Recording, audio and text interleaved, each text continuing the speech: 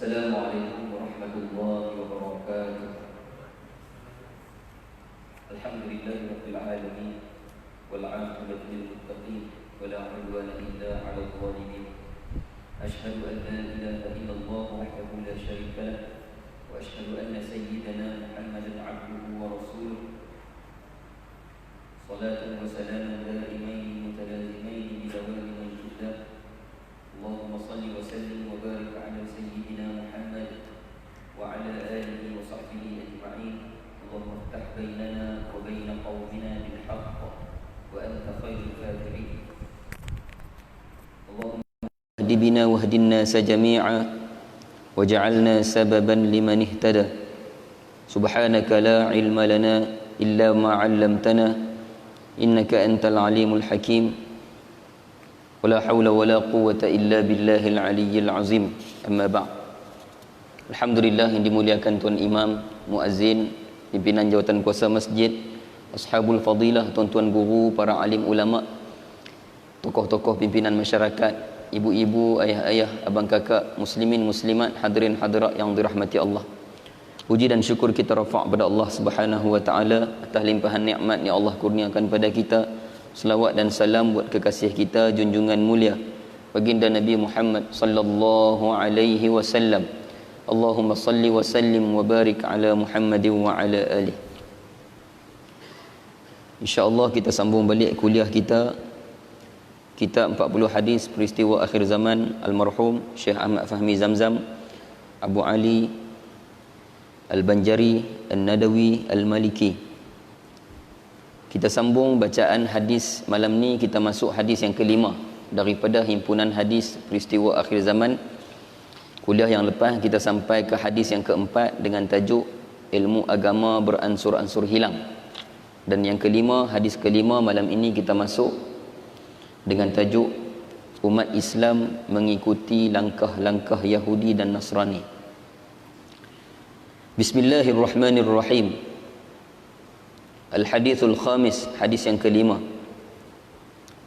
An Abi Sa'id Al-Khudri radhiyallahu anhu qala qala Rasulullah sallallahu alaihi wasallam latattabi'unna sunanal ladzina min qablikum shibran bi shibrin wa dhira'an bi dhira'in hatta law dakhalu fi juhri dhabbin lattaba'tumuhum. Qulna ya Rasulullah al-Yahud wan Nasara. Qala faman. Hadis rawahu Muslim.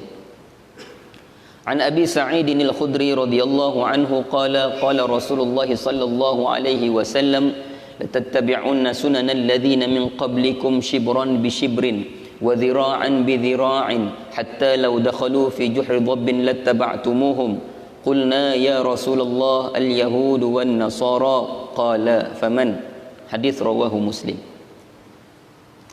Artinya daripada Abu Sa'id Al-Khudri radhiyallahu anhu, dia berkata bahawasanya Rasulullah sallallahu alaihi wasallam bersabda, kamu akan mengikut jejak langkah umat-umat sebelum kamu sejengkal demi sejengkal, sehasta demi sehasta, sehingga jikalau mereka masuk ke lubang biawak sekalipun kamu akan mengikuti mereka.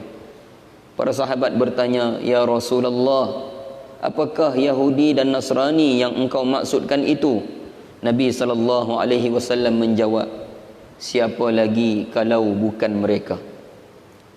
Hadis riwayat Imam Muslim. Muslimin muslimat, ibu ayah yang dirahmati Allah, ini hadis yang kelima yang kita dah baca, yang saya yakin insya-Allah kita sama-sama pernah dengar. Kalau tak dengar yang matan Arab dia, tak bisa hafal, tak ingat, boleh jadi kita pernah dengar yang terjemahan dia. Tok guru, alim ulama, pengkuliah-pengkuliah, ustaz-ustazah mungkin pernah berkuliah depan kita, pernah sebut dah hadis sabdaan Nabi berkenaan dengan situasi di akhir zaman. Ingat, kita baca hadis, kitab hadis, himpunan hadis peristiwa akhir zaman, ataupun kata ulama nama lain bagi akhir zaman. Situasi akhir zaman itu tanda kecil kiamat. Kita duduk di penghujung dunia nak kiamat. Kalau tanda kiamat yang besar ada 10, Dajjal keluarnya, dukhannya, asapnya, Ya'juj Ma'jujnya, turun Nabi Isa-nya, gempa buminya. Jadi semua tu tanda kiamat yang besar. Jadi kalau tanda kiamat kecil, tanda dekat-dekat nak kiamat dah di ujung dunia, banyak perkara. Atau juga disebut yang hadis yang kita baca malam ini, tanda-tanda akhir zaman. Dan salah satu yang Nabi masukkan, Nabi ceritakan, Nabi bagi peringatan, Nabi bagi signal siap-siap dekat kita untuk kita nampak, Nabi habaq dekat para sahabat. Kenapa yang ulama hadis, khususnya almarhum Syekh Ahmad Fahmi Zamzam, masukkan hadis ini dalam himpunan hadis akhir zaman? Sebab dalam hadis Nabi kata la tattabi'unna, nanti Nabi kata, satu hari nanti, besok-besok. Maknanya tak berlaku zaman Nabi, tak berlaku ketika Nabi hidup dan para sahabat. Nabi kata esok-esok, nanti akan berlaku, Nabi kata. Maka sebab tu bila nanti, satu hari nanti, dan dalam keadaan pula Nabi cerita realiti itu, keburukan itu, maka sebab tu dimasukkan dalam hadis akhir zaman. Dan kita sendiri yang berada pada tahun ini, kita masuk tahun 2022, kita duduk terpisah dengan Nabi hampir 1500 tahun. Ya, dan ni 1443 Hijrah dah. Ya, dan Nabi wafat tahun 10 Hijrah. 1400 tahun lebih kita terpisah dengan Nabi. Dan kita sangat sepatutnya menyentak di hati kita untuk sedar. Tak tahulah kalau ada lagi yang tak mengaku, kata lah ni bukan akhir zaman lagi, lambat lagi ke. Tak tahulah kok ada yang kata lagu tu. Tapi orang yang beriman, dia nampak satu demi satu, dia tengok dengan mata kepala dia, dia dengar dengan telinga dia, dia akan berasa dah. Satu-satu yang Nabi kata akhir zaman itu nak berlaku, itu nak berlaku, ini sekian-sekian, telah pun berlaku. Bukan sekadar di luar sana, bahkan dalam negara sendiri, dalam masyarakat kita sendiri, dalam taman kita, dalam kampung kita, bahkan dalam rumah kita sendiri telah berlaku tanda-tanda tersebut. Wal'ayazubillah. Baik, hadis yang kelima malam ni yang kita baca, yang Nabi sebut, dibawa oleh sahabat Abu Sa'id Al-Khudri. Famous lah sahabat ni. Abu Sa'id Al-Khudri, biar lekat dalam kepala kita nama-nama sahabat. Ya. Kerana jasa Islam yang boleh sampai kat kita bersama Nabi itu, para sahabat yang berjuang, bergadai nyawa, berkorban harta dan sebagainya. Maka bila baca hadis, janganlah hanya nak ambil maksud hadis, nak ambil dengar kata-kata Nabi, tengok juga siapa sahabat ni. Daripada Abu Sa'id Al-Khudri, aku biasa tahu dak pasal dia. Duk hafal nama sahabat-sahabat yang ulung, yang lain, yang lebih masyhur. Tak apa, bagus dah, tambahkan lagi. Ni Abu Sa'id Al-Khudri, beliau merupakan sahabat yang terbanyak meriwayatkan hadis. Nah, ulama senaraikan ada top 7, top 7 ranking sahabat-sahabat Nabi yang paling banyak meriwayatkan hadis. Ulama letak 7. Ada 7. Bila letak 7, orang tanya, ataupun kita sendiri tertanya-tanya, awak tak tulis 10? Kan? Selalu duk dengar top 10, 10 terus. 10 periwayat hadis terbanyak di kalangan sahabat. Tapi ulama senarai 7. Pasal apa 7? Pasal yang 7 ini meriwayatkan hadis berjumlah 4 angka. Maksudnya ribuan hadis. Start nombor 1 sampai nombor 7, semuanya beribu hadis mereka ini riwayatkan. Ridwanullahu alaihim ajma'in. Main ranking nombor 8, patutnya banyak juga, tapi dia dah mula jadi 3 angka. 900 lebih hadis, 800 lebih hadis. Jadi nombor 1 sampai nombor 7 tu yang jadi 7 ranking tu. Nombor 1 sampai nombor 7, yang ke-7 adalah sahabat yang kita baca malam ni, Abu Sa'id Al-Khudri. Ingat tak yang 7 tu? Nombor 1 siapa? Siapa yang kita duk dengar selalu nama? Riwayat hadis, nama dia. An tu banyak dia. Nombor 1 Abu Hurairah radhiyallahu an. Namanya Abdul Rahman bin Sakhar. Abu Hurairah nombor 1. Jumlah hadis dia 5374 hadis. Tu yang kata 4 angka tu. Tapi hak ni dia tinggal jauh. Hak nombor 1 dia tinggal jauh. Hak nombor 2 sampai nombor 7. Nombor 2 sampai nombor 7 tu dekat-dekat lah juga.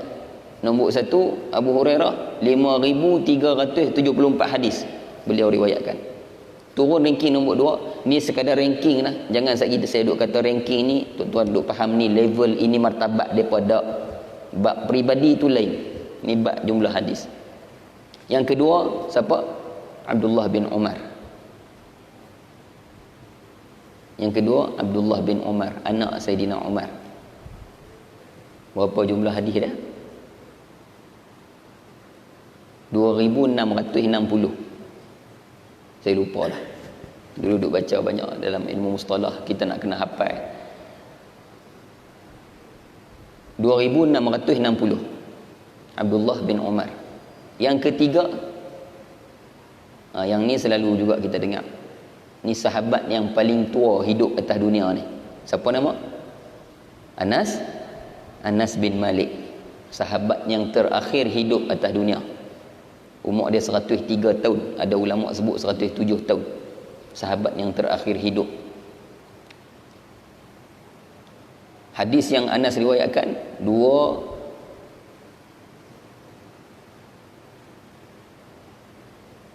Abdullah bin Umar tadi 2660.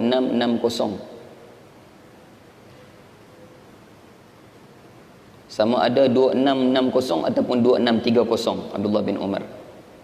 Adapun Anas bin Malik ranking yang ketiga 2260. Saya rasa yang Abdullah bin Umar 2630. Jadi ranking yang ketiga Anas bin Malik 2260, 2260 hadis.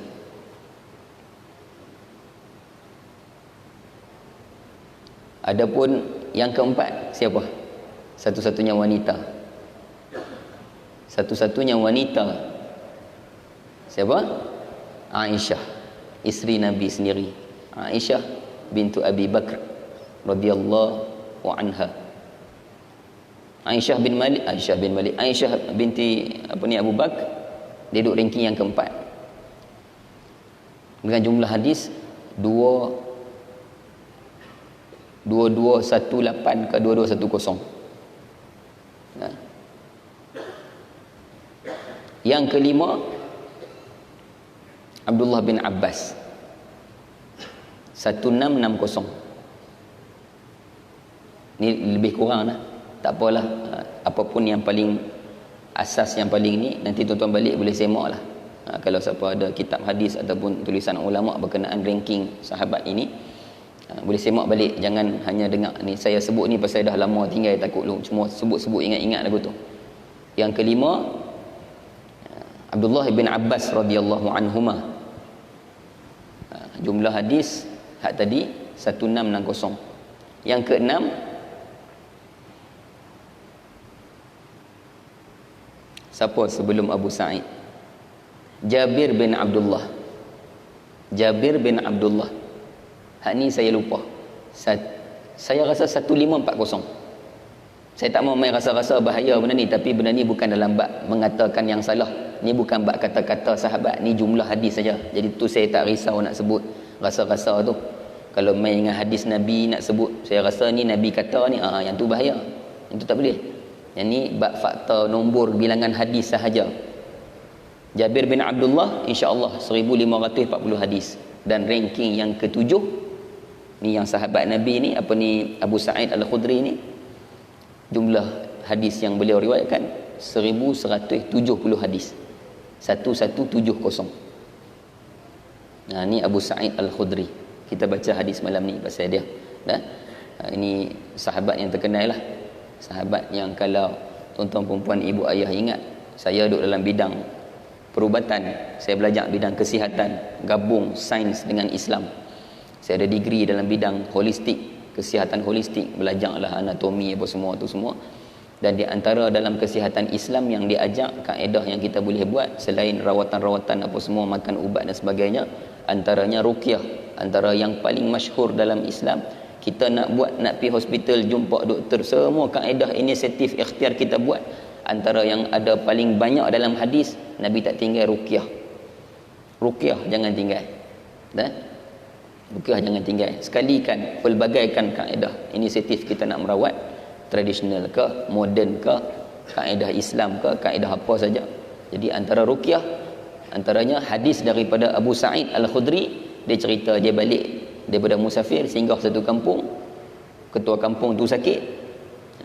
Dia ruqyah ketua kampung tu, ruqyah dengan baca Al-Fatihah, surah Al-Fatihah, dan sembuh dengan izin Allah, dan sembuh.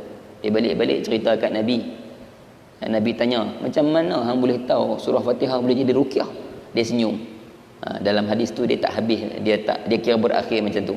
Soalan dia nak tanya Nabi, ya Rasulullah, yang tujuan dia nak tanya tu, boleh tak aku ni ambil upah merawat orang, ambil upah? Kenapa dia nak tanya lagu tu? Sebab masa dia musafir singgah dekat kampung tu, orang kampung tu macam-macam lah, ternakan semua ada. Kebetulan ketua kampung sakit, depa ni musafir, lapak tak tahan dahaga lapak semua ni, minta kat orang kampung tu, hampa ada makanan, ada minuman tak? Kami tak tahan ni, musafir jauh ni, nak balik ke Madinah, lambat lagi nak sampai.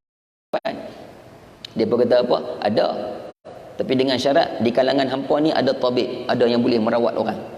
Ketua kampung kami sakit, kena sengat binatang berbisa, tak mangkit-mangkit. Tu yang tiba-tiba Abu Sa'id Al-Khudri confident angkat tangan, aku boleh. Dia beranikan diri, walaupun dia bukan tabib, walaupun dia pernah merawat orang ke sebelum ni tak pernah pun, dia beranikan diri. Sebab apa berani? Dia ingat macam mana kaifiat, macam mana fadilat ayat-ayat Quran yang Allah sebut dalam surah Al-Isra, ayat berapa? 82. Allah kata apa? A'udzubillahi minasyaitonirrajim, wa nunazzilu minal qur'ani minal qur'ani ma huwa shifaa'un wa rahmatun lil mu'minin wa la yaziduz zalimina illa khasara. Sadaqallahul azim. Surah Al-Isra ayat 82. Allah kata kami turunkan Al-Quran itu ma huwa shifaa'un, satu penawar. Penawar pada Al-Quran, ulama tafsir kata apa, mufassirun kata apa? Dua perkara. Satu, ayat Quran tu sendiri yang dibaca dengan niat tabarruk, ambil keberkatan untuk ruqyah dan sebagainya. Yang kedua, kandungan Al-Quran tu sendiri. Quran suruh buat apa? Kalau dah sakit sekian-sekian, Quran pernah sebut madu tu penawar. Quran pernah sebut tanya orang yang lebih reti, rujuk orang yang lebih alim. Quran sebut itu amal ini. Jadi dua perkara yang daripada ayat Quran yang Allah kata kami turunkan Quran itu sebagai penawar untuk orang beriman. Tu yang atas confident tu, Abu Sa'id angkat tangan, volunteer, aku boleh. Depa pun bawa dia pergi jumpa tu ketua hak terlantak terbaring, dia baca Fatihah kan. Padang dengan Fatihah. Tak ada pergi akak-akak kayu ke apa, tak ada nak pergi cari. Confident dia, yakin dia atas ayat Quran tersebut, dibaca dan alhamdulillah sembuh dengan izin Allah. Tu yang cerita apa yang dia balik tanya Nabi pasal orang kampung pun bagilah kambing, jamu dia pakai kambing nak makan. Balik tu yang tanya soalan kat Nabi, apa hukum? Nabi jawab dengan melawak. Lepas Nabi tanya macam mana hang boleh tahu Fatihah ni boleh buat ruqyah, Nabi tanya tanpa perlu jawapan lah, kan macam kita lah. Tanya orang balik, bukan tanya dengan niat nak jawapan, tanya macam itulah, macam mana hang boleh tahu kata Fatihah ni ruqyah, macam itulah. Kemudian Nabi jawab kepada soalan hukum dia yang dia tanya, boleh dah ambil upah merawat orang? Nabi kata, lain kali nak makan ajak aku sekali. Nabi melawak dengan sahabat. Itu kisah Abu Sa'id Al-Khudri yang kita baca hadis dia malam ni. Baik, kita tengok kandungan hadis. Nanti saya mohon yang saya sebut fakta berkenaan figure, angka-angka tadi, mohon saya muat balik yang jumlah hadis tadi. Hadis daripada Abu Sa'id Al-Khudri radhiyallahu an, dia kata Rasulullah SAW pernah bersabda, apa yang Nabi sebut, la tattabi'unna sunanal ladzina min qablikum. Nabi kata, satu hari nanti kamu ni, maksudnya umat kamu ni, keturunan kamu ni, Nabi sebut kat sahabat-sahabat, la tattabi'unna, akan ikut sunanal ladzi, cara hidup, min qablikum, umat-umat sebelum kamu. Satu hari nanti Nabi kata, keturunan kamu ni, kita ni akhir zaman ni, manusia umat Islam akhir zaman akan ikut cara hidup umat-umat terdahulu. Macam mana cara yang ikut tu? Shibran bi shibrin, sejengkal demi sejengkal, Nabi kata. Wa dhira'an bi dhira'in, sehasta demi sehasta. Bahkan sampai tahap apa? Hatta law dakhalu fi juhri dhabbin lattaba'tumuhum, Nabi kata. Sehingga kan bila mana umat terdahulu itu masuk lubang biawak sekalipun, kamu akan ikut masuk, merangkak masuk lubang biawak, Nabi kata. Kemudian sahabat bertanya, kami para sahabat, qulna, kami bertanya, ya Rasulullah, al-yahudu wan nasara. Ya Rasulullah, adakah umat terdahulu yang engkau maksudkan yang kita ni, umat kita akhir zaman ni akan ikut ni sejengkai sehasta sampai ke lubang bewak ni, adakah umat terdahulu itu Yahudi dan Nasrani ya Rasulullah? Qala, Rasulullah menjawab, faman, siapa lagi? Nabi kata, siapa lagi kalau bukan mereka? Dalam situasi hadis nak tunjuk apa? Antara sat lagi yang kita dah faham isi kandungan dia, uraian nak pergi ke mana semua pun dah ni. Cuma yang saya nak nampak, nak tekan, nak bagi nampak situasi sahabat boleh teka. Dua situasi. Situasi pertama Nabi sebut, Nabi tak hanya gambarkan, Nabi tak hanya sebut umat Islam akhir zaman akan ikut jejak langkah umat terdahulu. Nabi tak guna ayat yang umum begitu sahaja. Nabi sebut sampai tahap, Nabi guna shibron bi shibrin, sejengkai Nabi kata. Bukan ikut biasa-biasa ni, ikut sungguh-sungguh. Sejengkai dia buat ikut. Sehasta wa dhira'an bi dhira'in, sehasta dia buat ikut. Bahkan sampai tahap Nabi kata, hatta law dakhalu fi juhri dhabbin lattaba'tumuhum, sampai tahap umat dulu-dulu tu masuk lubang bewak sekalipun, umat kita akhir zaman akan masuk lubang bewak, Nabi kata. Tu yang sahabat tanya, yang situasi pertama hak berkenaan Nabi sebut dengan jelas, terang-terang. Situasi kedua ialah bila sahabat nak tanya Nabi, umat dulu-dulu tu yang umat kita akan ikut ni Yahudi Nasrani ke ya Rasulullah? Depa boleh tahu. Terus tanya, Yahudi dengan Nasara ke? Dan Nabi kata, siapa lagi kalau bukan mereka? Situasi ini menunjukkan sikap, keadaan yang pernah dilalui umat Islam dulu-dulu berdepan Yahudi dan Nasrani. Dan yang utamanya sebab apa? Sebab mereka dah pernah dengar wahyu firman Allah dalam Al-Quran. Berapa puluh tempat Allah cerita sifat dan perangai Yahudi. Dan ayat yang masyhur, yang umum, saya rasa kita semua pun dah hafal, surah Al-Baqarah ayat 120. Allah sebut, a'udzubillahi minasyaitonirrajim, walan tarda 'ankal yahud walan nasara hatta tattabi'a millatahum, ila akhir ayat. Sadaqallahul azim. Ada apps Al-Quran tu, boleh buka tengok ayat tu. Surah Al-Baqarah ayat 120, Allah bagi tahu. Allah sebut, walan tarda 'ankal yahud walan nasara hatta tattabi'a millatahum. Walan tarda, dalam ilmu kaedah grammar Arab, bukan grammar bahasa Inggeris, English language, kita nak essay, nak buat karangan ke. Dalam bahasa Arab pun dia ada kaedah penggunaan ayat, past tense, present tense dan sebagainya, verb to do, verb to be, active noun, passive noun. Dalam bahasa Inggeris begitu. Kalau dalam bahasa Arab dia ada juga seni. Sebab tu ada kala baca baris atas, ada masa baca baris bawah. Ada masa ada alif lam, ada masa tak ada alif lam. Nampak? Ada masa baca tanwin, ada masa baca baris depan. Jadi dalam ayat ini Allah gunakan satu amil, macam satu huruf untuk menafikan keadaan yang nafi itu bukan nafi sekarang, nafi sampai bila-bila. Allah guna dalam ayat tersebut, walan tarda 'ankal yahud walan nasara. Lan, ada masa la. Lan tu maksudnya apa? Tidak. La, lam alif maksudnya apa? Tidak. Kalau lam mim maksudnya apa? Tidak pernah.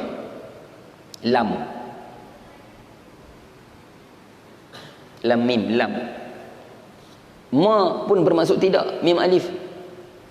Apa beza semua tu? Semua sama-sama tidak. Ada tempat-tempat dia nak guna. Dalam ayat ni Allah guna lan tarda, Allah tak guna la tarda. Orang Yahudi dan Nasrani tidak redha, tak. Tapi Allah guna lan. Lan itu dalam kaedah penggunaan ayat dalam bahasa Arab nafi mustaqbal. menafikan perkara yang akan datang sampai bila-bila, ever and ever. Wala tarda 'anka al-yahud walan nasara, tidak akan sesekali Yahudi dan Nasrani itu redha.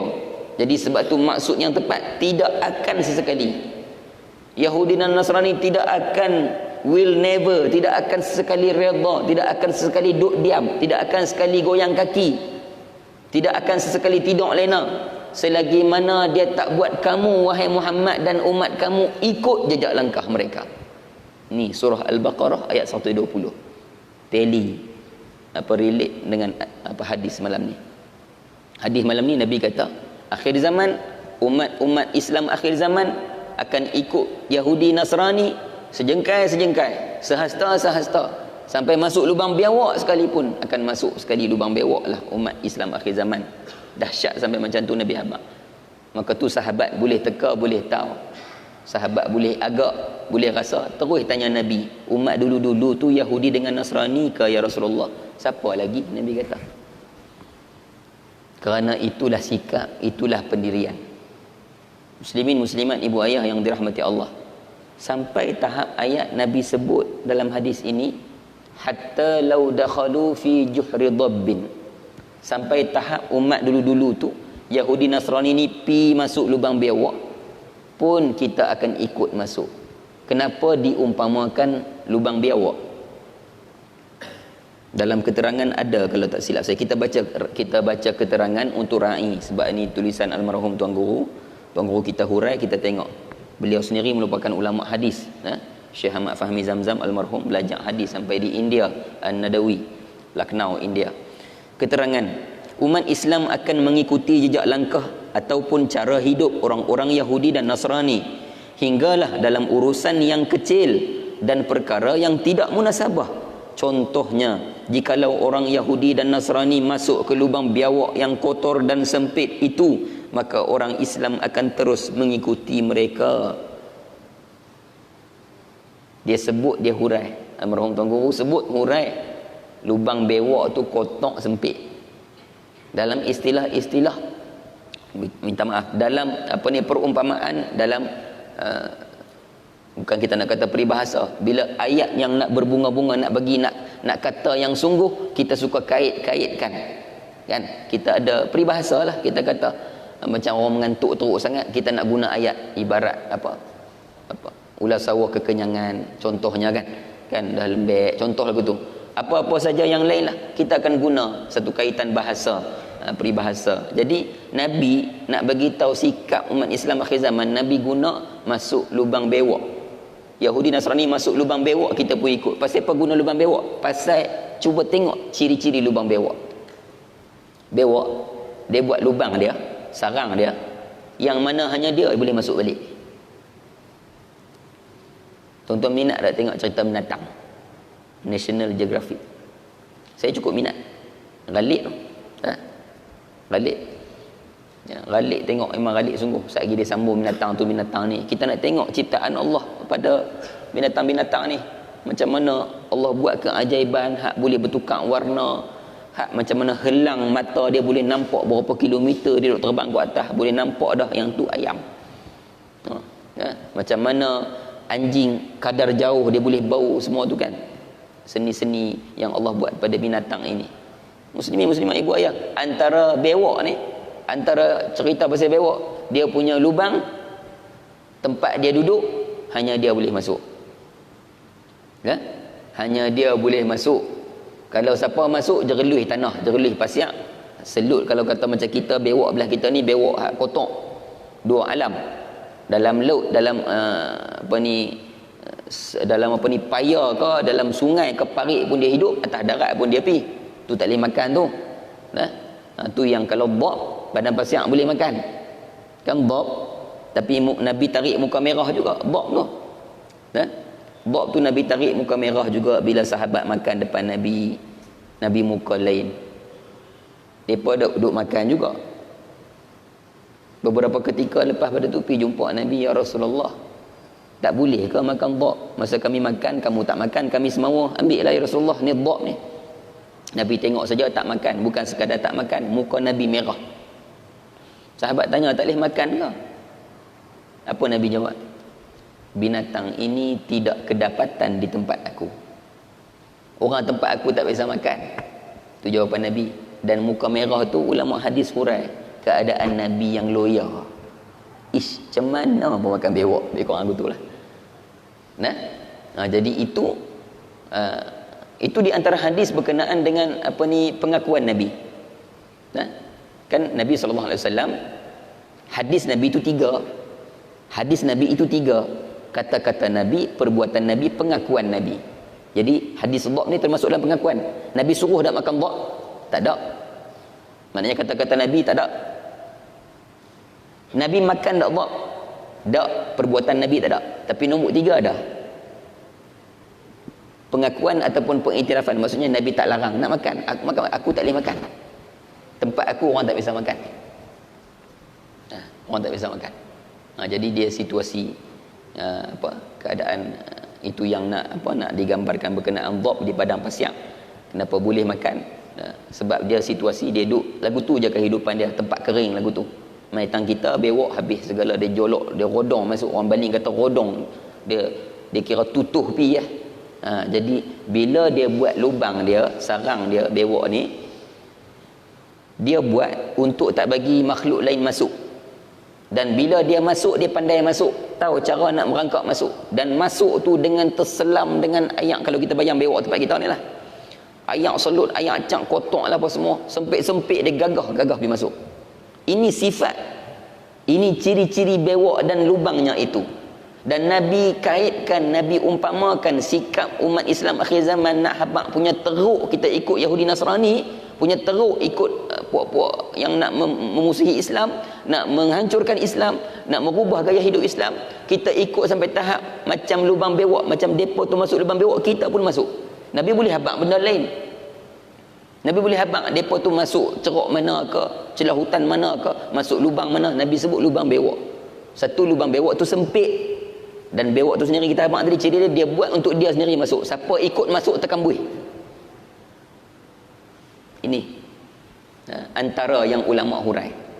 Maksud Nabi kita tak tahu, tapi ulama hurai kenapa Nabi gunakan perumpamaan lubang bewok. Antaranya sebab sempit, kotor dan berisiko, tapi kita sanggup pi. Dan akhirnya itulah yang berlaku hari ini, ibu ayah yang dirahmati Allah. Cuba tengok sikap Yahudi Nasrani, khususnya Yahudi Nasrani. Ingatlah, Yahudi Nasrani dia ada prinsip hidup. Sebab mereka walaupun agama Nasrani itu Kristian, ada orang tak tahu.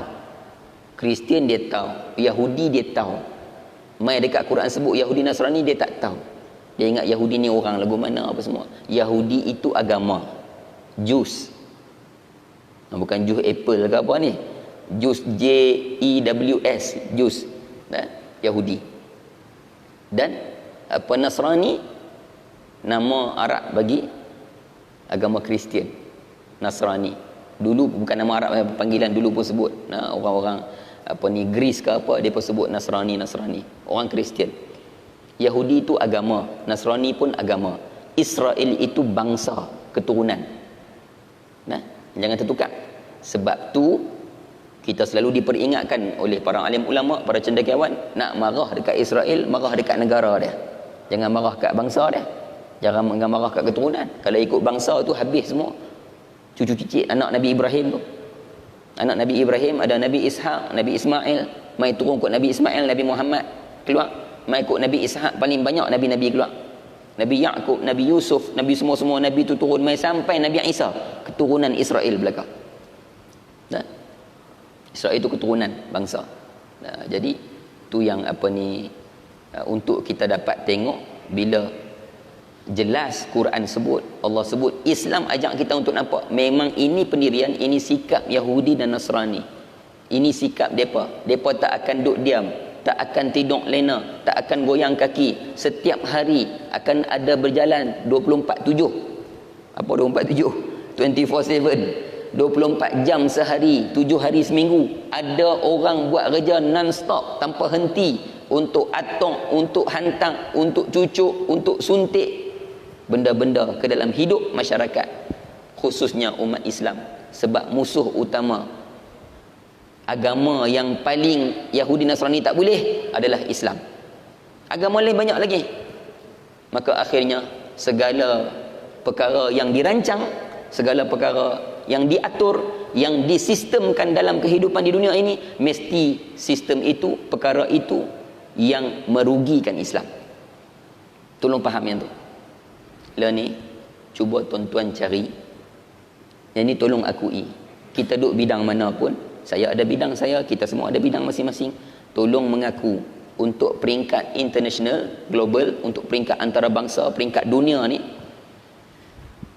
segala urusan hidup manusia telah dikawal dan dipegang. Bagaimana cara nak berhibur? Kita dipandukan garis panduan hiburan. Nak berhibur mesti konsert lagu tu, laki perempuan mau duk sekali campur-campur, mesti macam tu. Kalau tak macam tu bukan hiburan lah. Nak bersukan mesti pakaian macam ni. Semua perkara penting dunia yang manusia terlibat, tak kira manusia Islam ke bukan Islam ke, seluruh dunia, negara mana pun, dia kena ikut telunjuk.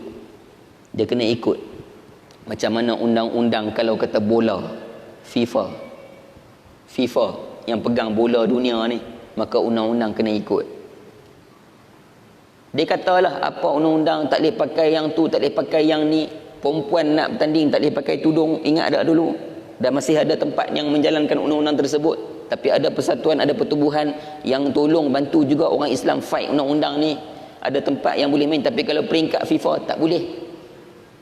Acara maraton, lomba lari, olahraga, balapan, lompat bergalah ke, lompat kijang ke, lompat rusa, lompat jauh, apa segala, lontak peluru, semua tu mesti pakaian macam mana, habis dia kontrol. Sistem-sistem pengurusan ekonomi, semua benda atas dunia ni tuan-tuan tengok, cuba cari yang mana yang Yahudi Nasrani tak kontrol. Cuba bang. Sukan, hiburan, pendidikan. Mengaku. Tak payah. Nak sembang, nak olah bab politik, pergi duduk tempat lain. Nak olah ambil kepentingan. Lah ni kena mengaku. Hang duduk parti mana pun hang mengaku. Pendidikan. Cuba tengok pendidikan. Ada tak kesungguhan nak tekankan agama sebagai subjek teras? Ada tak? Ada. Baru ni ada keluar satu orang ni tulis. Saya tak kenal pun dia, tapi nama tu naik dalam grup WhatsApp, dia share. Dia punya Twitter ke Instagram ke Facebook saya tak tahu. Dia tulis, sudah tidak relevan lagi pendidikan di sekolah rendah, sekolah menengah, IPT apa semua ni, duk tekan pendidikan Islam. Bab agama boleh keluar pergi cari sendiri, kuliah masjid ke, pergi sekolah agama ke. Bab hak sekolah kebangsaan apa semua ni, tak usah duk bubuh dalam pendidikan Islam. Ni idea yang keluar daripada orang hari ni. Apa syarat lulus SPM? Minta maaf saya tanya soalan ni, jangan berasa nak kita sembang ni, kita kupas situasi. Malaysia negara apa? Tuan-tuan, Malaysia negara apa? Islam. Oh tu dia. Keluar. Dia keluar. Ya? Betul lah tu. Saya nak pergi ke situ juga nak sebut. Ada sahabat belakang sebut sekular.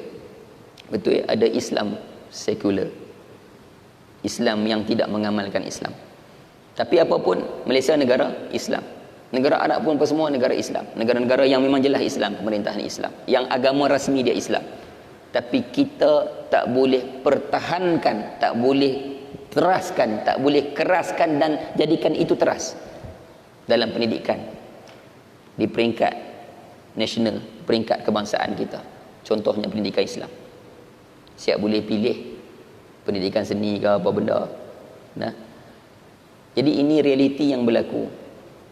Dulu kita ingat, siapa yang kata letak tepi wakil parti mana, calon ahli politik, tak luak benda tu. Dulu pernah ada di negara kita tokoh pemimpin yang menyebut sekolah-sekolah agama lah yang melahirkan pengganas. Dan pada ketika itu peruntukan ditarik 100%. Peruntukan untuk sekolah agama, dan dihalang. Banyak kekangan berlaku. Sampaikan ada himpunan besar yang berlaku di Kelantan, Stadium Sultan Muhammad. Solat hajat perdana malam tu. Menangis-nangis orang dalam stadium tu dan sebagainya. Kerana terkejut dengan pendekatan pemerintah ketika itu di negara kita yang meletakkan sekolah agama ni tempat bahaya, jangan duk hantar, melahirkan pengganas. Dulu kita hanya dengar kalam itu, kata-kata itu terbit dari lidah orang kapiak, tapi kita telah dengar sendiri kata-kata itu terbit dari lidah orang Islam, bahkan bukan orang Islam biasa, pemimpin di negara Islam. Ini realiti ibu ayah, tuan-tuan perempuan. Ini realiti. Pendidikan dunia, hiburan, sukan, perubatan, semua dikawal. Semua mereka pegang. Tuan-tuan buka senarai tokoh besar Yahudi 10 orang. Siapa yang ada dalam tu? Kenapa ada orang nak bongkarkan, sat-sat mati. Ada orang nak dedahkan, sat-sat habis nyawa. Memanglah ajal itu kerja Allah apa semua. Tapi semuanya kajian demi kajian, benda tu nampak terancang. Semua orang bongkarkan. Bab teori tak apalah, semua orang boleh pakai kata teori ya tu, teori ya tu. Konspirasi ya, teori konspirasi, benda tak jelas, tak jelas. Seronoknya Yahudi Nasrani, melompatnya Yahudi Nasrani bila orang Islam sendiri tolong bela. Tak usah percayalah, mana ada dia pun nak buat lagu tu. Macam mana dibongkarkan kenapa Titanic karam. Bisa tengok kajian tu. Siapa 3 orang tokoh besar yang mengawal Bank Dunia dalam tu yang tak setuju dengan penaung-penaung Bank Dunia. Tak bagi wakil adik guna duit sekian-sekian. Puteri Diana, kisah dia. Ni hak berlakon cerita racing. Siapa nama Mak Saleh tu? Cerita Furious tu. Hak mati insiden tu nama apa? Saya tak tahu, nama lupa. Dulu baca banyak kali. Walker, Paul Walker nama dia. Rakaman di situ sangat banyak, CCTV boleh tunjuk kenapa dia aksiden. Tapi ada satu rakaman jauh tak sempat disembunyikan. Dia aksiden, dia langgar pokok ke tiang elektrik apa, hancur terbakar dengan dia hangus semua. Muka dia pecah apa semua dalam aksiden tersebut. Rakaman jauh yang tak sempat disorok tu, ada satu benda jatuh dari atas, dilepaskan. Wallahualam, saya pun bukan arif nak kupas-kupas. Saya kata dah tadi, bab teori kita semua boleh beranggapan persepsi dah apa semua. Tapi seminggu sebelum tu, 2 minggu sebelum tu, apa aktiviti Paul Walker yang dia duk buat kerja masyarakat ni, yang dia mula dedahkan agenda-agenda tangan-tangan belakang, tangan halus yang kontrol, khususnya pemimpin besar Yahudi, gabungan Amerika dengan Israel. Ni dunia, tuan-tuan. Mereka boleh buat apa mereka nak buat. Minggu lepas digegarkan berkenaan dengan perancang dan pembunuh Dr. Fadhi, pensyarah UIA, orang Palestin, dibunuh di Malaysia, di Ceras, KL. Kena bunuh kat negara kita. Malu dan sedihnya kita nak menjawab kat orang Palestin sana. Wakil kami pakar kimia, Dr. Fadhi, orang Palestin, pakar kimia, pensyarah di UIA. Masa keluar nak pergi semayang subuh, orang mai tembak, mai bunuh. Dia siapa? Pakar kimia, chemical punya orang. Dan apa yang dia bantu Palestin? Cara membuat bom nak berdepan Israel. Dan benda ni dihidu oleh ejen-ejen Mossad Israel dan sebagainya. Dan tak tahulah spy ke wakil ke orang mana yang boleh duduk dalam ni tenang elok pi bunuh Dr. Fadhi. Ingat tak adik-beradik pemimpin Korea hak kena bunuh kat airport dalam negara kita? Dunia berjalan lagu tu. Bak Korea lah, depa dengan komunis cara depa apa semua tu, ni nak habaq agenda-agenda dunia sampai kita tak tahu apa jadi. Tengok-tengok berlaku lagu tu, tengok-tengok berlaku lagu ni. Tokoh-tokoh ni, Michael Jackson, Raja Rock, macam mana cara dia mati. Doktor peribadi yang duk assist dia, duk jaga dia selama 16 tahun, boleh tersalah bagi ubat pada tahun ke-16. Overdose. Alasan forensik mengatakan Michael Jackson mati sebab overdose. Yang beberapa ketika sebelum tu aktiviti dia duk jumpa orang Arab, duk pi urusan beli Quran, rupanya dia dah masuk Islam. Ini dunia, tuan-tuan. Benda paling besar ialah, okey, kita bagi laluan untuk azan. Masuk isyak dah kan? Kita azan dulu, kita sambung tutup keterangan, habiskan.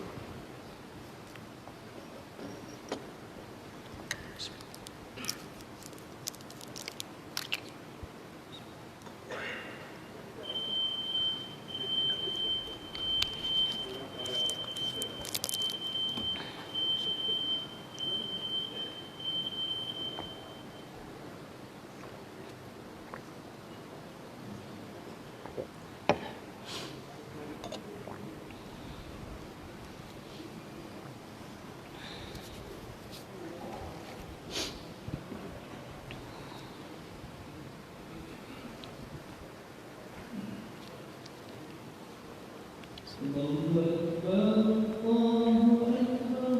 Allahu Akbar. Allahu Akbar.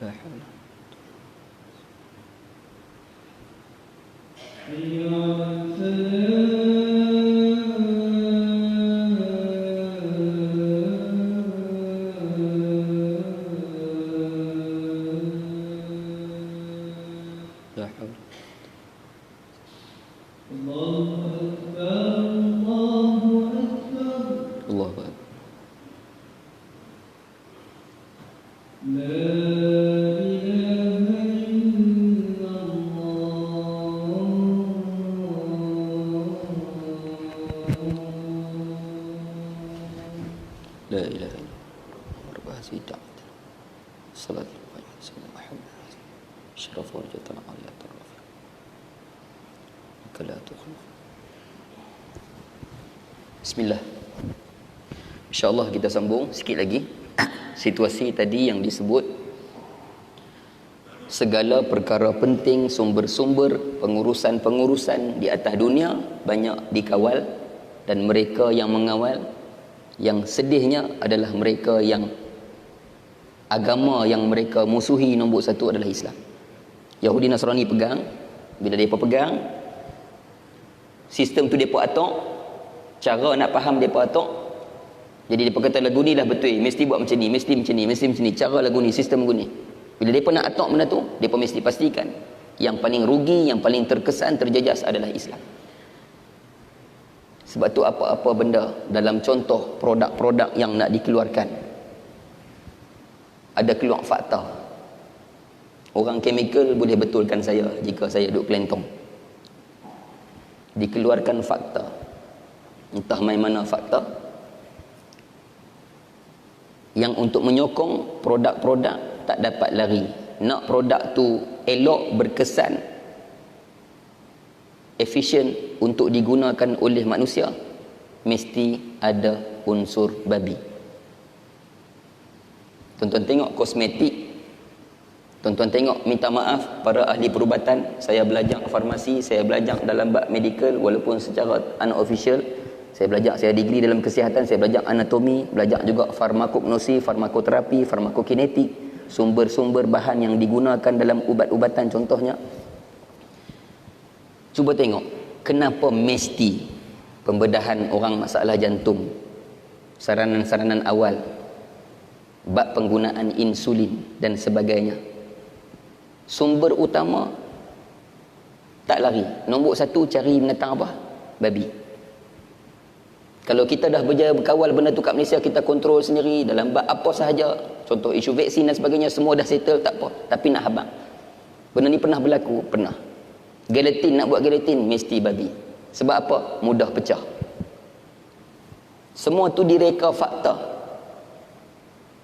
direka fakta untuk bagi kita rasa nak buat produk-produk bilik ayak, mandian-mandian, shampoo dan sebagainya, toiletries, ubat gigi ke apa ke, face wash ke, krim-krim apa ke, babi mesti ada. Sabun, babi mesti ada. Kan gelatin, bovine, semua tu kita duk tengok bahasan bab chemical. Banyak benda. Apa sahaja. Nak pembedahan tu sikit, ada lagi isu. Contoh berlaku dekat kawan saya. Saya tahu ini tak berlaku dalam kebanyakan. Ini terkawal. Macam sahabat saya sakit jantung. Bukan inilah apa, taklah rapat sangat. Dia kena bedah jantung, injak. Doktor buat briefing dulu sebelum operation. Dia ada jumpa seorang, kawan saya yang nak operation, dia ada jumpa seorang pakar mana tak tahu, orang perubatan juga, habaq kat dia, bagi cadangan. Masa nak operation nanti, minta kat doktor, boleh tak saya nak tukar injak daripada lembu. Doktor terkejut dengar dia tanya. Masa duk briefing kat dia, nak operation dah nanti, doktor hak briefing 4 orang. Sagi hak pakar bius, pakar tu, pakar ni kan, doktor bukan doktor pakar bedah ya. Semua bahagian bidang kepakaran, expertise masing-masing. Dia tanya benda tu, boleh tak nak minta? Dia terkejut kenapa perlu tanya soalan tu. Dia sendiri tak tahu kenapa perlu tanya. Apa jawapan? Kami cuba ikhtiarkan. Habis duk pakai apa? Kebanyakan, mostly sos sumber dalam perubatan. Sedih. Ni berlaku kat luar banyaklah. Kita terkawal insya-Allah. Doktor-doktor kita perubatan Malaysia ada yang masih tegas menjaga, berasaskan babi. Nah, sel itu, tisu ini, gabungan itu, banyak benda. Tapi peringkat international, saya dah kata dah tadi, bidang masing-masing semua, tapi tolong mengaku. Tolong mengaku untuk situasi. Contohnya dalam bab perubatan tadi. Semualah kita habaq pendidikan, apa sahaja benda atas dunia ni dahsyat. Bila depa kawal, depa pegang, target depa, musuh depa Islam. Apa benda sikit bagi Islam kena, bagi Islam rosak. Depa study Quran hadis Yahudi Nasrani. Hari ini depa dah tukar taktik depa. Dulu cara depa nak perjahanam Islam, pi cucuk, pi hasut, pi approach kita orang Islam, ajak suruh murtad. Ajak suruh keluar daripada Islam. Tinggalkan Islam. Islam menyusahkan sekian begini. Lah ni dah dah. Cara lagu tu rugi, cara lagu tu kurang efisien, kurang berkesan. Depa dah study. Depa buat apa? Biarkan mereka dengan namanya yang Islam, biarkan mereka dengan cara penampilannya Islam, tapi cara hidup mereka sudah tidak ada Islam. Nama Islam cantik, semayang tak? Nama Islam cantik, puasa tak? Nama Islam, bayar zakat tak? Nama Islam, urusan pinjaman, muamalah bank, riba tak riba, rodong pi. Inilah yang berlaku. Sistem hidup yang dikawal. Ni yang Nabi kata, ni Nabi dah sebut ibu ayah. Tolong kita buka dada, buka kepala untuk tengok apa yang jadi, apa yang jadi. Sebab Nabi kata kita akan ikut. Contoh riba, kita pakat kata boleh lari. Ada hadis Nabi kata, dahsyatnya fitnah akhir zaman, kamu tak boleh lari pada riba, kamu akan terkena juga debu-debu dia. Pasal apa boleh jadi gitu? Dunia dipegang oleh Yahudi Nasrani, sistem dunia. Dan benda paling besar, last ni saya nak abang, benda paling besar yang nak abang tadi tu, yang berhenti untuk lalu azan ni. Apa benda paling besar untuk bagi berjaya strategi ni, nak kontrol dunia ni? Apa benda paling besar? Tuan-tuan agak apa dia?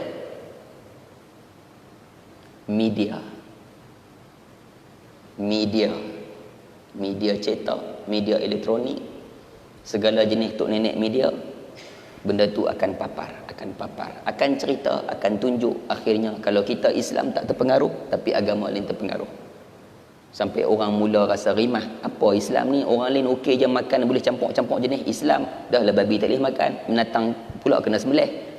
Nampak? Masuk supermarket, masuk kedai sikit, kena ada satu sudut non halal, kena ada satu sudut. Di negara kapiak kena ada satu sudut halal food. Pasal apa ni? Orang agama lain tanya, kenapa kena ada rock yang divided, yang dibahagikan macam ni, separate belah sana, hak ni tak boleh masuk, ni lorong untuk halal, ni lorong untuk non halal. Pasal apa ni? Pasal orang Islam tak boleh makan yang ni, makan yang ni. Orang nampak jadi meluat dengan orang Islam. Ni yang Nabi kata, bada al-islamu ghariban wa sayaudu kama bada'a ghariban. Islam datang dengan dagang dengan asing, Islam akan balik dengan asing. Islam tu dijauhi, Islam tu rasa rimah nak mengamalkan dia. Yang ini senjata Yahudi Nasrani. Dan tadi sahabat kita belakang ada sebut berkenaan dengan sekular. Inilah yang diterapkan oleh mereka. Apa dia? Tak perlu ubah orang Islam, tukar agama lain bagi mereka murtad. Biar mereka dengan Islam, mereka tak sedang, mereka dah tak ikut Islam. Cara hidupnya, cara keluarganya, cara budaya hiburannya, inilah sekular. Apa itu sekular? Memisahkan agama dari dunia, memisahkan urusan dunia dari agama. Dah semayang dah, puasa dah, banyak zakat dah, urusan lain, aku nak kahwin lagu mana suka hati aku, aku nak buat urusan di bank lagu mana suka hati aku, aku nak bercampur macam mana suka hati aku. Antaranya lagi liberal. Selain sekular, liberal, keterbukaan, bebas. Apa benda paling besar dalam pemikiran liberal yang kat Malaysia ni hidup menjadi-jadi? Yang kemarin keluar poster, 2 hari lepas keluar poster, ada orang post selamat hari agama sedunia. Tengok nak poster? Tahu tak benda tu sampai dah kat tuan-tuan? Meraihkan sambutan hari agama sedunia.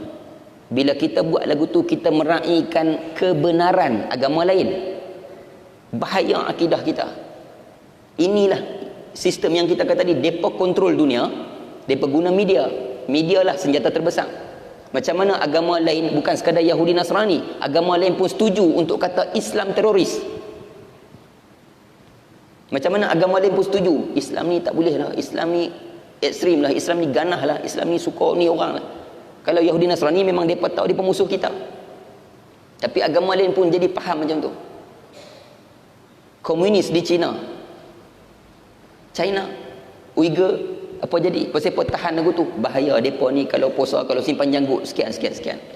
Lah ni Islam diserang oleh segenap penjuru dunia, bukan hanya Yahudi Nasrani. Nasrani, Kristian, kita dah tengok di Afrika, di mana-mana tempat Kristian akan buat macam-macam kepada Islam. Kita tengok Yahudi macam mana Palestin, Israel.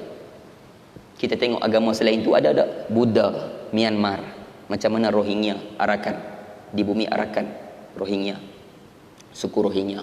Kita tengok macam mana Hindu, agama Hindu di negara India. Kita tengok hak tadi kita sebut China dan tempat lain lagi, komunis.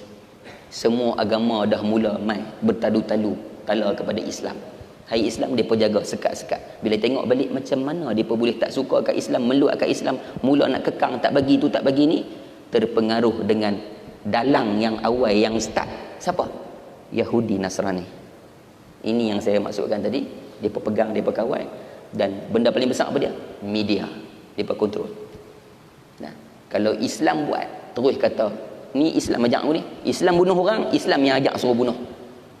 Kalau orang Kristian bunuh orang, dia ni jahat lah. Tak kata pun Kristian ni ajak, dia kata orang tu yang jahat. Macam mana peristiwa di Christchurch, New Zealand, kita tengok. Kalau Islam yang buat tu, Islam kena bertalu-talu. Orang Islam simpan janggut, teroris. Orang agama Sikh simpan janggut, itu dia taat pada agama dia. Nampak tak dunia punya guna media? Ini yang kita lalui. Yang Nabi kata tak saat ni kita baca, dahsyatnya mereka kawal. Bak mereka tindah kita satu tajuk ni, bak orang Islam terpengaruh, terpedaya, ikut, jadilah sekular, jadilah liberal, terpedaya. Nah, kita akhirkan keterangan tuan guru kita sebut. Di zaman sekarang ini kita dapat melihat kenyataan sabdaan Rasulullah SAW ini. Ramai orang Islam yang telah kehilangan pegangan dalam kehidupan. Mereka banyak meniru cara hidup Yahudi dan Nasrani. Sama ada mereka sedar atau tidak, mereka telah terperangkap dengan tipu helah Yahudi dan Nasrani, dan ramai pula di kalangan mereka yang telah menjadi alat dan tali barut Yahudi dan Nasrani. Semoga Allah menyelamatkan kita daripada tipu helah mereka. Wal'iyazubillah. Wallahu alam. Habis hadis untuk malam ni. Hadis dia pendek je, tapi kita saja buka-buka gambaran-gambaran untuk kita nampak macam mana yang Nabi kata kita ikut sungguh-sungguh telunjuk Yahudi Nasrani. Nabi kata sejengkai, sehasta sampai ke lubang bewok kita ikut. Na'udzubillah. Wallahu alam. Sebelum saya tutup, saya ada maklum kepada pihak masjid. Malam ni saya bukan mai kosong. Saya ditaklifkan, diamanahkan dalam lajnah ekonomi untuk menguruskan dana, cari sumber. Jadi saya tak mau dengan cara duk gerak-gerak tabung lah, pergi kutip sumbangan lagu tu. Bila saya pegang lajnah ekonomi, banyak aktiviti saya buat untuk cari dana, buat baju, buat tu, buat ni, jual dapat untung. Antara yang kita buat baru ni kalender. Jadi saya dah bawa malam ni. Tak apa, saya tahu kita dah habis tengah bulan 1 dah ni. Cerita dia insya-Allah kami boleh habis kalender akhir tahun lepas lagi, bulan 12. Tapi 2 minggu saya sendiri cancel kuliah ceramah, terlibat dengan misi bantuan banjir. Semua kelang kabut, tim kami semua kelang kabut. Jemaah buat kerja sekali, kelang kabut semua. Tak dan kalender tu tertinggal, dah selesai semua baru teringat kalender ada berapa ratus lagi. Cetak 1000, tak habis. Jadi saya bawa mai, kok lah ada yang tak dapat lagi. Yang dah ada nak ambil lagi pun boleh, yang dah ada tak mau ambil pun tak apa. Kita alok-alokkan sumbangan. Siapa nak bagi, sebab kita nak dapat balik modal ke, ada untung sikit ke daripada buat kalender tu. Kalender tu saya bawa malam ni. Apa benda yang kami buat ni? Saya lajnah ekonomi dalam grup ni buat aktiviti keagamaan, program agama, kebajikan, bantu orang susah dan sebagainya. Baru ni misi banjir kita bawa juga duit tupi. Dan antara lagi pendidikan, seriti dan pasti-pasti seluruh kepala batah. Kami kena jaga, kena urus dana. Tu yang saya buka. Siapa yang nak bagi semangat, saya letak belakang tu tadi. Tak tahu pergi ke mana. Mungkin pihak masjid dah halih. Ada tabung kecil tu, asal buat tu dalam RM2 ke RM3 tak sampai lah buat kalender. Target satu kalender kalau orang sumbang RM5, maksudnya macam beli sambil menderma macam tu. Orang sumbang RM5, 1000 kalender boleh lah RM5,000. Kos buat tu lebih kurang RM2,000 lebih gitu ya. Jadi terpulang nak bagi berapa, nak sumbang berapa, infak untuk bantu gerak kerja ni. Tu saya buka tu lah. Malam ni saya buat minta maaf. Saya dah kata tadi, kalender pun saya ada dekat 20 lebih jenis kalender di rumah. Orang bagi free je. Jadi itu yang hak ni kita buat untuk jana ekonomi lah. Dia ada di belakang, saya tak ingat belah mana, sekali tuan-tuan tengok lah. Saya dahulukan dengan jazakumullah khairan katsira yang sudi menyumbang untuk infak tabung tersebut. Apa yang baik daripada Allah, yang buruk kelemahan diri saya, mohon kemaafan, terkasar bahasa, tersalah bicara, termakan masa ibu ayah. Wa ma asabani min hasanatin faminallah wa ma asabani min sayyi'atin famin nafsi. Bismillahirrahmanirrahim. Alhamdulillahirabbil alamin, wassalatu wassalamu ala asyrafil mursalin wa ala alihi wa sahbihi ajma'in. اللهم انفعنا بما علمتنا وعلمنا ما ينفعنا وزدنا علما وارزقنا فهما برحمتك يا ارحم الراحمين. اللهم ارزقنا متابعة النبي سيدنا محمد صلى الله عليه وسلم. اللهم يا مقلب القلوب ثبت قلوبنا على دينك وعلى طاعتك وعلى سبيل دعوتك. وصلى الله على سيدنا محمد وعلى اله وصحبه وسلم والحمد لله رب العالمين. أقول قولي هذا وأستغفر الله العظيم لي ولكم. السلام عليكم ورحمة الله وبركاته.